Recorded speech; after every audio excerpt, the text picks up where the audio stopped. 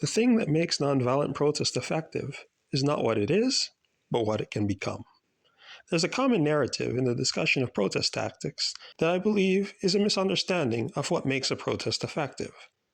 There are those that believe, or at least say they believe, that the purpose of nonviolent protest is to change the hearts of those being protested. It's a noble perspective, and perhaps even one that should be kept in mind when engaging in nonviolent protest. But there are flaws inherent to this being the strategic aim of nonviolent protest.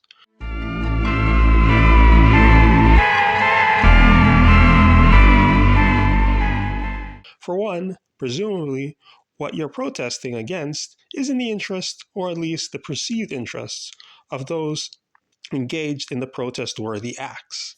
Otherwise, they wouldn't be doing them. So simply trying to reach into people's hearts and to get them to act against their perceived interests might not be impossible, but it is certainly unlikely to succeed.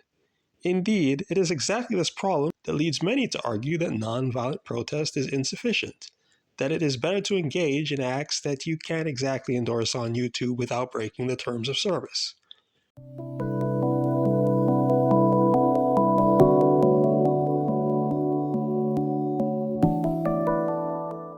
This, though, is where the other purpose of nonviolent protest comes in as a workaround to the getting people to act against their own perceived interests problem, which is that nonviolent protests can also appeal to a third force that is capable of joining in and putting pressure on those being protested in a way that is worthy of them deciding to cede ground to the protesters. This is a more promising strategic goal for nonviolent protests. But I'd argue that what actually makes them most effective is not so much in what a nonviolent protest movement is, but what it might lead to.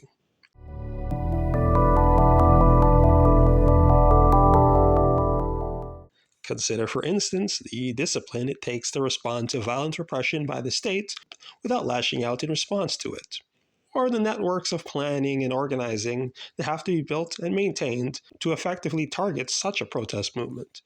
The most important elements of an effective army is discipline, its logistics, and its leadership.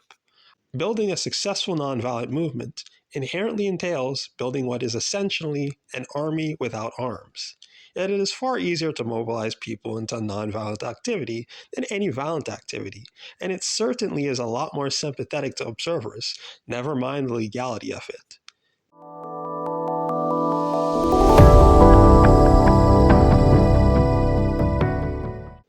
Consequently, the thing that works most in favor of nonviolent protest movements is that those that are strong and effective are essentially an implicit threat of effective application of violence at a future point, if change does not happen.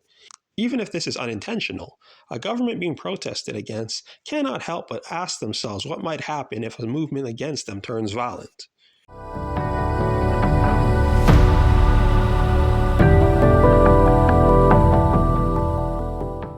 You combine that reality with an appeal to an interested observer who is faced with watching one side peacefully and effectively pick and choose its points where state repression looks as bad as possible, and suddenly the better natures of the oppressors just so happen to be easier to appeal to, especially when you add in the possibility that those protesting might one day have influence over the states and therefore have the right to the legal use of violence against those who once oppressed them.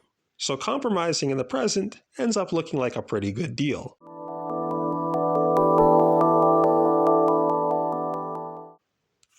So for those of you sick to your stomach about certain political happenings around the world and feeling that mere nonviolent protest isn't aggressive enough, understand that said protests themselves at their best become the foundation for doing something a bit more aggressive, should it ever need to come to that. You hope it doesn't, but hey, it is what it is, and what will be, will be.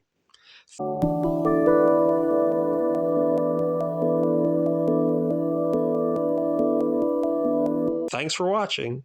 Please like, share, subscribe, and comment.